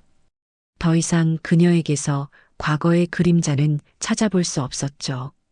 그녀는 이제 누구보다도 억척스럽고 누구보다도 똑 부러지는 생선 장수, 말잔의 둘째 딸로 불리고 있었습니다. 저는 가게의 전반적인 운영은 그녀에게 맡기고 한 발짝 뒤로 물러나 든든한 버팀목이 되어 주었습니다. 그녀는 제 기대를 저버리지 않고 낡고 오래된 저희 가게를 시장에서 가장 활기차고 인기 있는 가게로 만들어 놓았어요. 그러던 어느 날 아침이었습니다. 여느 때처럼 출근 준비를 하던 정민은 문득 아주 이상한 사실을 깨달았다고 합니다. 몇 달 동안 자신을 지방령처럼 따라다니던 그 지긋지긋하고 기분 나쁜 비린내가 어느 순간부터 느껴지지 않는다는 것을요. 처음에는 코가 마비되었나 싶어 자신의 옷과 머리카락 냄새를 몇 번이고 다시 맡아보았다고 합니다. 하지만 거기에서는 옅은 비누 향기와 어제 일을 하며 희미하게 밴 정직한 생선 냄새 외에는 아무것도 느껴지지 않았습니다. 그녀를 옥죄던 그 초자연적이고 불길한 악취는 마치 연기처럼 사라져버린 후였습니다. 그녀는 그 길로 집을 뛰쳐나와 동이 트기도 전에 시장으로 달려왔습니다. 그리고는 가게 문을 열고 있던 저를 붙잡고 물었습니다. 어머니, 냄새가 사라졌어요. 제 몸에서 나던 그 이상한 냄새가요. 그녀는 아이처럼 기뻐하며 방방 뛰었습니다. 저는 그런 그녀를 보며 그저 희미하게 웃어 보일 뿐이었습니다. 그래, 다행이구나. 어떻게 된 거죠? 어머니가 풀어주신 건가요? 저는 고개를 가로저었습니다. 아니, 내가 한 게 아니야. 너가 한 거지. 제 말에 정민은 어리둥절한 표정을 지었습니다. 저는 그녀의 손을 잡고 좌판 의자에 나란히 앉았습니다. 그리고는 차분히 말해주었죠. 아가, 생각해봐라. 그 냄새는 내 몸이 아니라 내 마음에서 나던 냄새였어. 세상을 삐딱하게 보고 사람을 무시하고 정직한 땀을 비웃던 내 썩은 마음에서 풍기던 악취였지. 그런데 너가 변했잖니. 내 손으로 돈을 벌고 그 돈의 무서움과 귀함을 깨닫고 너보다 낮은 곳에 있던 사람들과 눈을 맞추기 시작했어. 내 썩었던 마음이 정직한 땀으로 정화되니 그 지독했던 냄새도 사라진 게지. 그건 저주가 아니었어. 내게 주어진 마지막 기회였던 게야. 제 말을 듣고 있던 정미의 눈에서 굵은 눈물방울이 뚝뚝 떨어지기 시작했습니다. 그녀는 더 이상 아무 말도 하지 못하고 제 어깨에 얼굴을 묻은 채 한참을 흐느꼈습니다. 그 울음은 지난 몇 달간 그녀가 겪었던 모든 고통과 서름, 그리고 감사함이 뒤섞인 뜨거운 정화의 눈물이었습니다. 한참을 울던 그녀는 고개를 들고 제게 물었습니다. 어머니, 그럼 그때 그 할머니는요? 어머니께 소원을 들어주겠다던 그 할머니는 대체 누구셨을까요? 저는 그 질문에 대답하는 대신 주머니에서 꼬깃꼬깃 접어두었던 낡은 종이 한 장을 꺼내 그녀에게 건네주었습니다. 그것은 오래전 제가 남편과 함께 이 가게를 처음 열었을 때 우리 부부가 함께 찍었던 흑백 사진이었습니다. 사진 속에는 지금의 저보다 훨씬 젊고 앳된 제가 남편의 옆에서 환하게 웃고 있었죠. 그리고 그 뒤편으로 시장의 풍경 속에 아주 희미하게 한 할머니의 모습이 찍혀 있었습니다. 바로 정미가, 그리고 제가 만났던 바로 그 할머니였습니다. 나는 잘 모르겠다. 하지만 그분은 어쩌면 이 시장을 지키는 수호신 같은 분인지도 모르지. 가장 정직하고 가장 절박한 사람의 소원을 들어주는 그런 분 말이야. 정민은 사진 속의 할머니와 저를 번갈아 보며 모든 것을 이해했다는 듯 조용히 고개를 끄덕였습니다.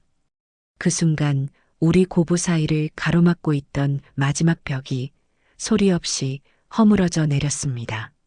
그렇게 혹독했던 겨울이 가고 시장 좌판 위로 따스한 봄볕이 내리쬐기 시작할 무렵 몇 달의 시간이 더 흘렀습니다.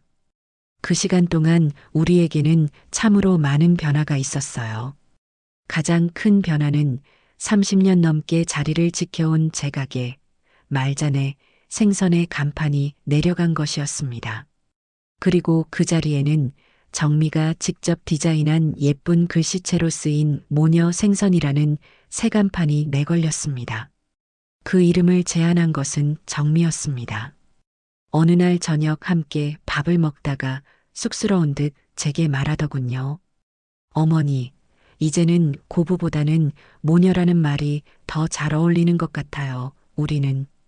그 말을 듣는 순간 저는 밥을 먹다 말고 눈물을 왈칵 쏟을 뻔했습니다.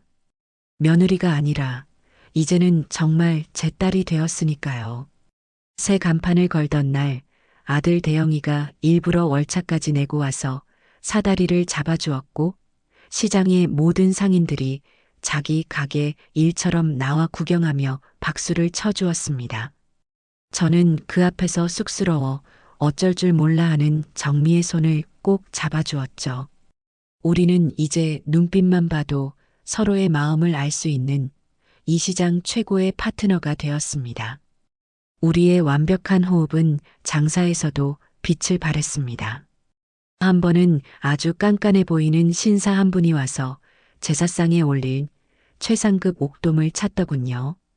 제가 보기에도 그 손님은 보통 까다로운 사람이 아니었습니다. 제가 옥돔을 보여주려고 하자 정미가 눈짓으로 저를 막아섰습니다. 그리고는 그녀가 먼저 나서서 상냥하게 말을 건넸죠. 손님, 제사상에 올리실 거면 이왕이면 가장 좋은 걸로 하셔야죠. 잠시만 기다려 주세요. 그녀는 그렇게 말하고는 가게 뒤편 냉동 창고로 들어가 한참 만에 비장의 무기처럼 숨겨두었던 크기부터 색깔까지 완벽한 옥돔 한 마리를 들고 나왔습니다.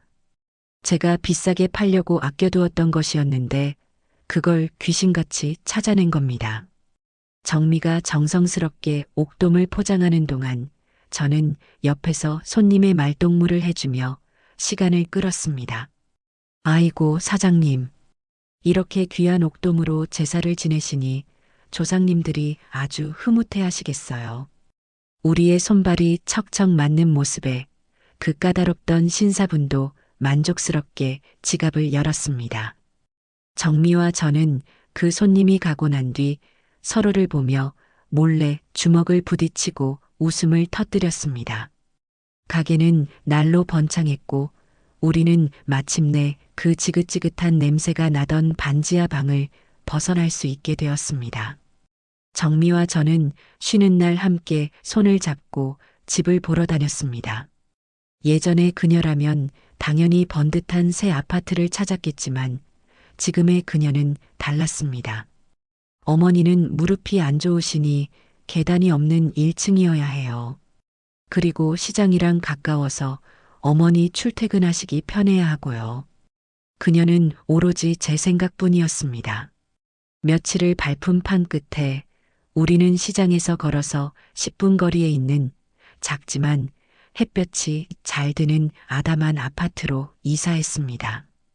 이삿짐을 풀던 날 정미는 새 집의 창문을 활짝 열고는 봄볕을 맘껏 들이마시며 아이처럼 말했습니다.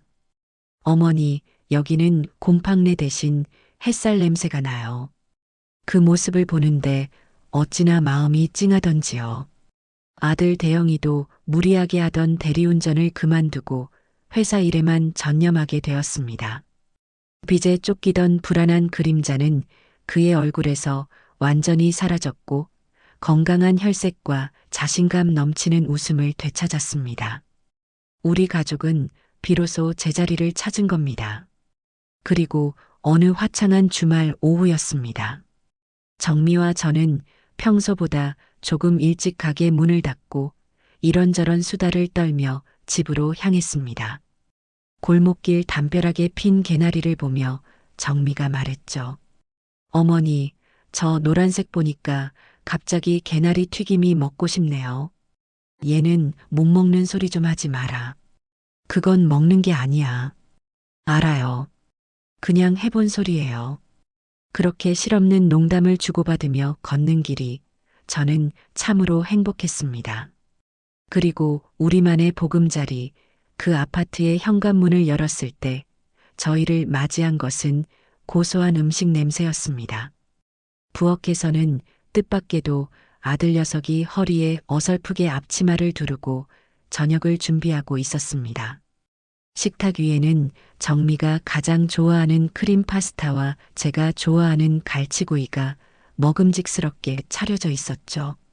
그 두 음식이 한 식탁 위에 있는 풍경이 어딘지 모르게 지금의 우리 가족 같다는 생각이 들었습니다. 아이고, 우리 아들이 웬일이래? 내일 아침에는 해가 서쪽에서 뜨겠네. 아주. 제가 놀리듯 농담을 던지자 땀을 뻘뻘 흘리며 갈치를 뒤집던 아들이 뒤를 돌아보며 쑥스럽게 웃었습니다. 우리 집에서 가장 고생하는 두 여왕님을 위해 이 아들이 이 정도 서비스는 당연히 해드려야죠. 어서들 씻고 오세요. 거의 다 됐습니다.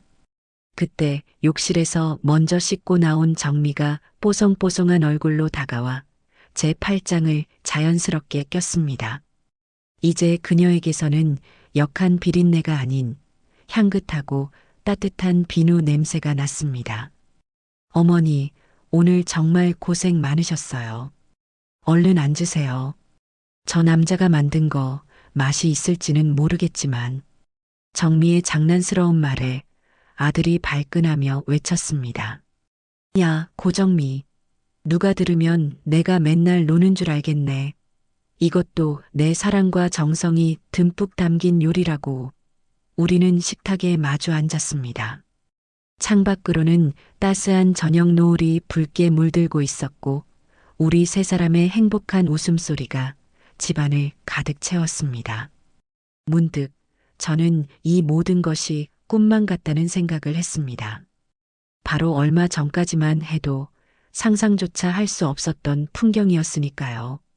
며느리를 죽이고 싶을 만큼 저주했던 그 끔찍했던 날, 그리고 그녀가 개만도 못한 취급을 받으며 제 앞에 무릎 꿇었던 그 치욕의 순간들이 영화의 한 장면처럼 스쳐 지나갔습니다. 하지만 이상하게도 더 이상 아프거나 쓰리지 않았습니다. 그 모든 고통스럽고 지독했던 시간들이 있었기에 지금의 우리가 있다는 것을, 이 평범한 저녁 식사가 얼마나 기적 같은 행복인지를 저는 알고 있었기 때문입니다. 지독한 비린내와 함께 시작되었던 저주. 하지만 그것은 결국 뿔뿔이 흩어져 있던 우리 가족을 하나로 단단하게 묶어주고 서로의 소중함을 뼈저리게 깨닫게 해준 가장 큰 축복이 되었습니다. 저는 식탁 너머로 자신의 서툰 요리를 아내의 접시에 덜어주는 아들의 모습을, 그런 남편을 사랑스럽게 바라보는 며느리의 모습을, 이제는 온전한 제 딸이 된 그 아이의 모습을 가슴 벅차게 바라보았습니다. 제 인생 최고의 소원은 부자가 되는 것도 명예를 얻는 것도 아니었습니다. 바로 지금 이 순간 사랑하는 가족과 함께 둘러앉아 따뜻한 저녁 한 끼를 나누는 것. 이 소박하고도 평범한 행복이야말로 그 어떤 소원보다도 간절했던 제 인생의 소원이었습니다. 그리고 그 소원은 바로 지금 이 순간, 이 식탁 위에서 완벽하게 이루어지고 있었습니다.